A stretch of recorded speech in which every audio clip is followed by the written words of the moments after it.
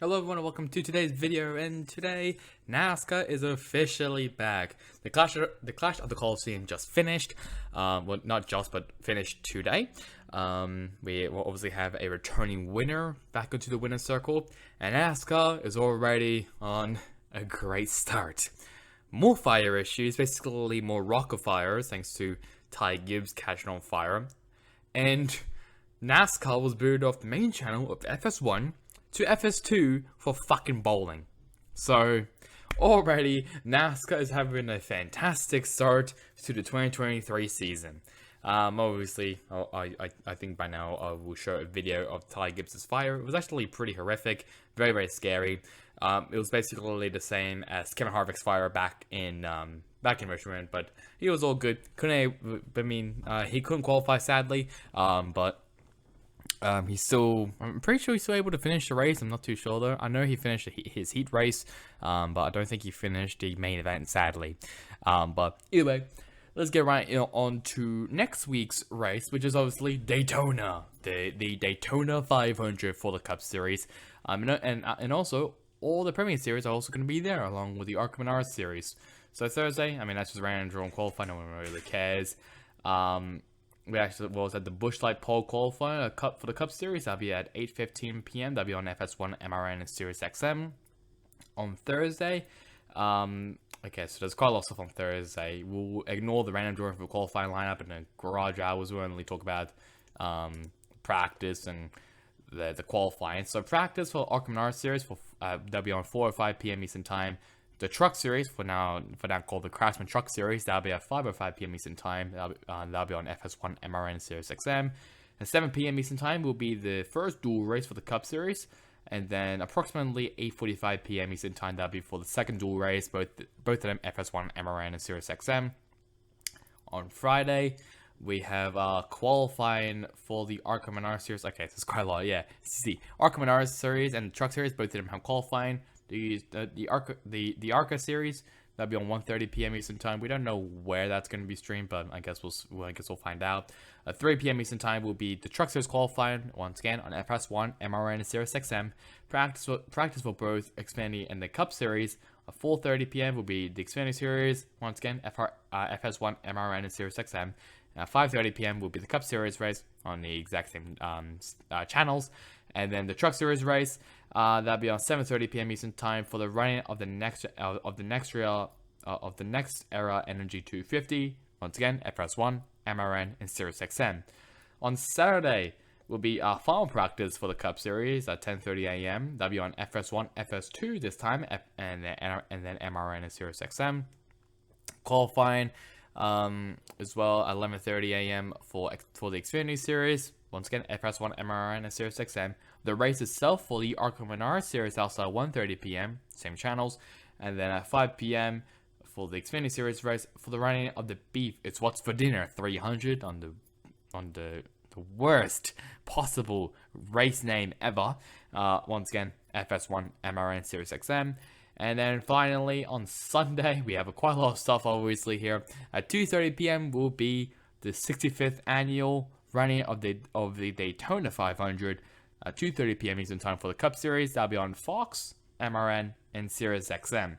So that is Daytona, all done dusted. So what I'm going to do is that I'll be going over the heat races and the LCQ races, and then later I'll be doing, later I'll be going over the race itself. So we'll first start with heat number 1. That was won by Eric Almirola, then Alex Bowman, Justin Haley, Noah Gragson, Joe Logano, Michael McDowell, Harrison Burton, Ty Dillon, and Chris Buescher. Not a lot of stuff other than Harrison Burton spins out the contact from Gragson, Almirola wins, and basically the heat races, it will be the top 5 who advance to the main event. So that being Eric Almirola, Alex Bowman, Justin Haley, Noah Gragson, and Joe Logano. All of them have qualified to the main event. Heat 2, that was won by Martin Truex Jr., then Kyle Busch, Austin Dillon, Kyle Larson, Kevin Harvick, Chase Elliott, Ricky Stenhouse Jr., Austin Cindric, and BJ McLeod. Heat 2, basically, the only ones was that Austin Cindric spun out twice, first by himself and then later by Elliott, and then once again, the top 5 all transferred, that being Martin Truex Jr., Kyle Busch, Austin Dillon, Kyle Larson, and Kevin Harvick. Heat 3, That was won by Denny Hamlin. Then Chase Briscoe, Tyler Reddick, Ryan Blaney, Daniel Suarez, Christopher Bell, Todd Gilliland, Brad Keselowski, and JJ Yeley. Heat 3, only one was that Keselowski spins out after contact with Suarez, and later Bell gets spun out by Todd Gilliland. Gilliland was a bit of a snowplow, I'll be honest, during this whole race, so I didn't really expect anything from that. And then obviously Hamlin won, along with Chase Briscoe, Tyler Reddick, Ryan Blaney, and Daniel Suarez, all of them advancing to the main event. Heat 4, that was won by William Byron, then Bubba Wallace, Ross Chastain, Ryan Preece, Eric Jones, Ty Gibbs, AJ Allmendinger, Corey LaJoie, and Cody Ware. Nothing really happened Heat 4 as what I was aware of.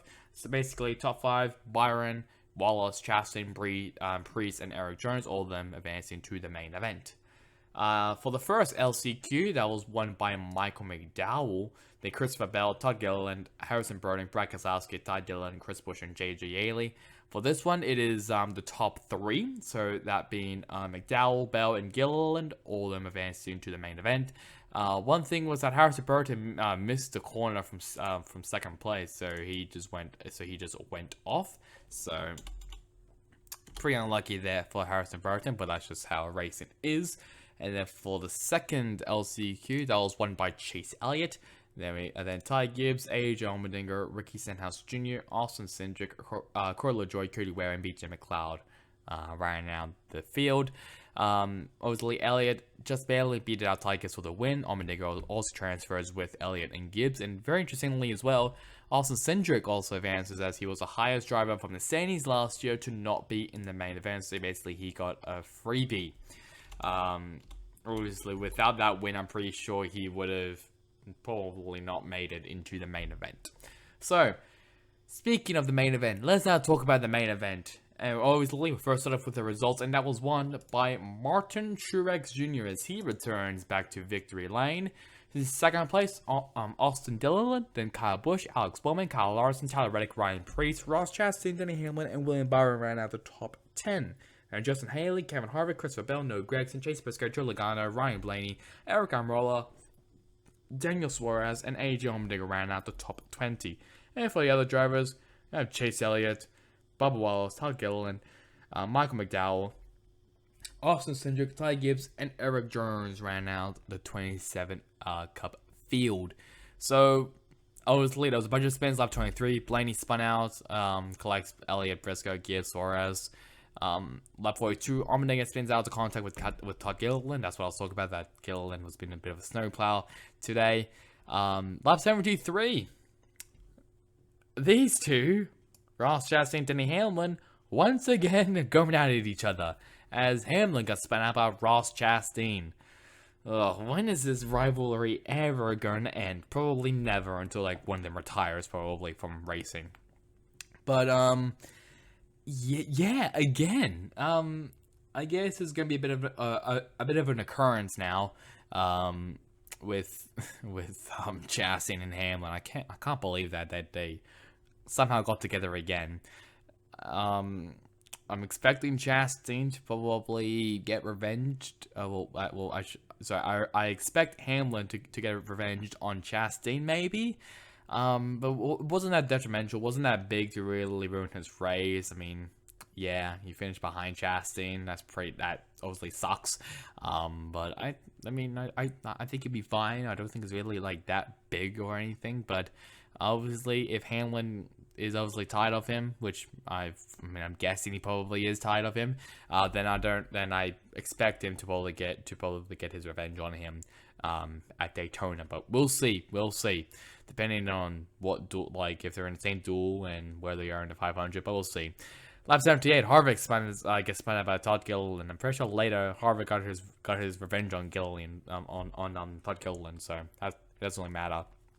Lap 86, Joe Logano, Kyle Busch, old rival. They make contact. Nothing really detrimental or anything. I mean, Logano, kind of probably ruined Logano's race a bit. Finished down 16th. Kyle Busch was in third with now RCR equipment. So, yeah. Revenge actually for the front row motorsports cars, as both of them ran out of fuel. I don't know how the hell you underfuel your car, but you somehow do. And yeah, they just run out of fuel. That's really about it. And lap 150, Martin Truex Jr. wins the Busch Light Clash at the Coliseum, while Hamlin, Byron, and Gragson crashes in turn 1 after the race. I'm pretty sure like Truex, Austin Dillon, Kyle Busch, Larson, I'm pretty sure. Reddick, maybe even like there's maybe like 6 drivers who didn't get any damage from this race, which is phenomenal. But congratulations to Martin Truex Jr. obviously, with the very heartbreaking news that he and his then girlfriend Cheryl, I'm pretty sure, both of them broke up sadly, which obviously I send my condolences both to them.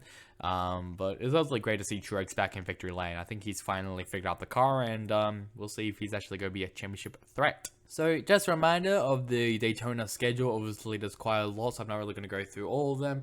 But either way, Daytona, that'll be, I'm pretty sure, next week. Yeah, it'll be next week for the full Daytona 500 experience, obviously with all the series, the Cup Series, Xfinity Series, the Truck Series, and the ARCA Menara Series, all making their season opener debut for the 2023 season. So that's really about it for me. Hope you guys enjoyed it. Catch you guys all next time in the next one. Goodbye.